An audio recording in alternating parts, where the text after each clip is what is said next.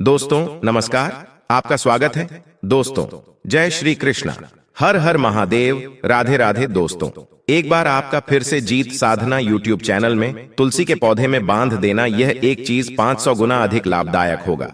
दोस्तों हर हिंदू घर में तुलसी का पौधा होता है, लेकिन बहुत कम लोग तुलसी के शास्त्रों में बताए गए महत्वपूर्ण नियम जानते हैं, क्योंकि भगवान श्री कृष्ण ने खुद तुलसी की पूजा की थी और इसका रहस्य बताया था। तुलसी की पूजा कैसे करनी चाहिए, उसे जल कैसे देना चाहिए, तुलसी के साथ कौन सी चीजें रखना शुभ है, आदि कई महत्वपूर्ण निर्देशों का पालन करना अनिवार्य है।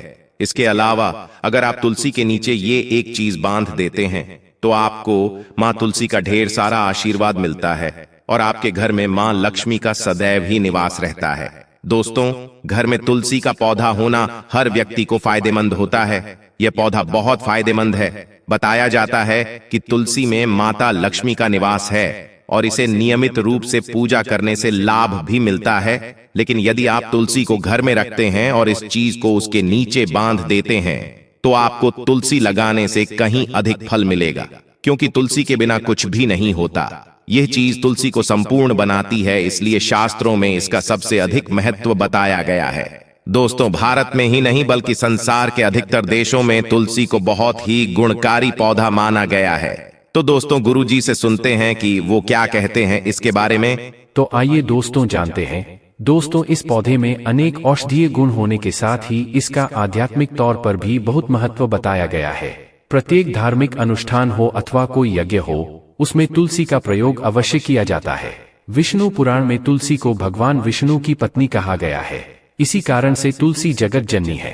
तुलसी को समस्त देवी देवताओं से वरदान प्राप्त है, जिससे तुलसी के पत्र को अमृत के गुणों से युक्त कहा गया है।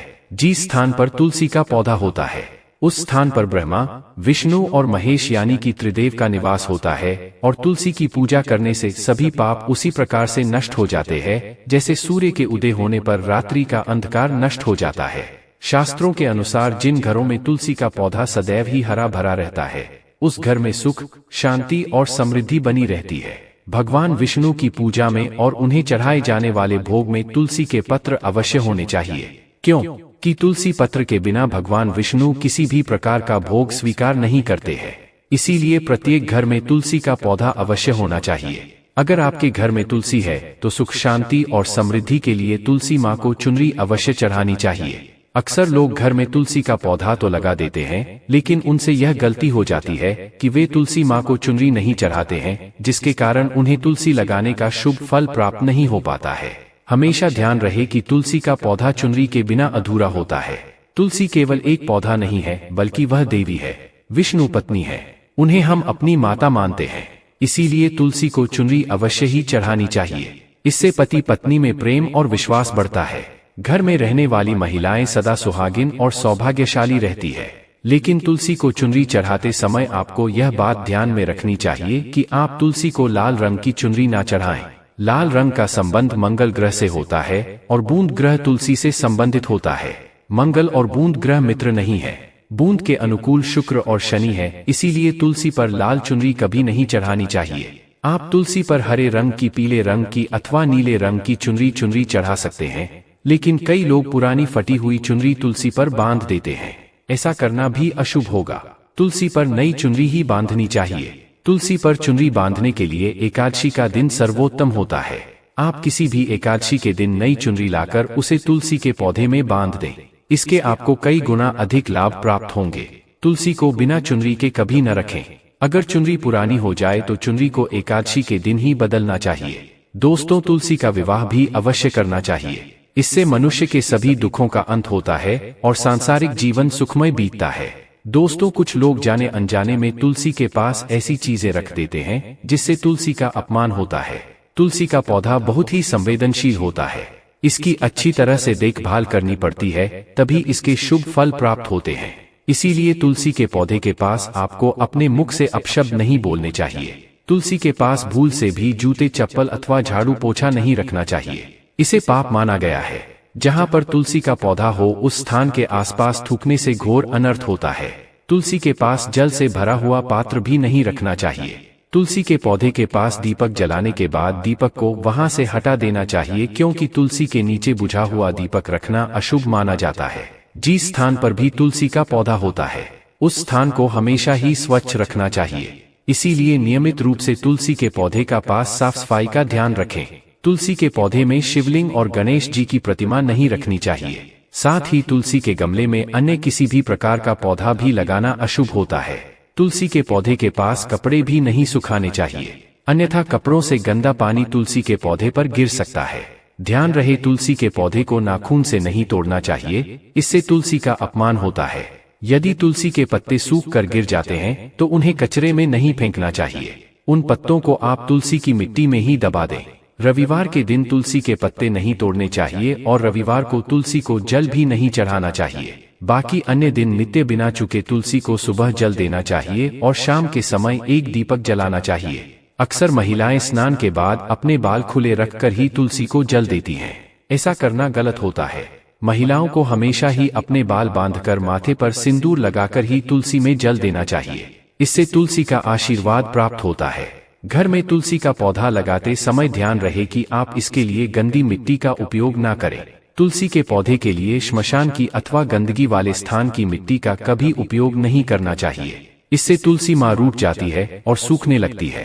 तुलसी का पौधा कभी गंदे स्थान पर नहीं लगाना चाहिए, जैसे नाली अथवा बाथरूम के पास तुलसी का पौधा कभी नहीं रखना चाहिए, अन्यथा गंदा पानी तुलसी के पौधे में गिर सकता है, जो बहुत ही अशुभ माना गया है।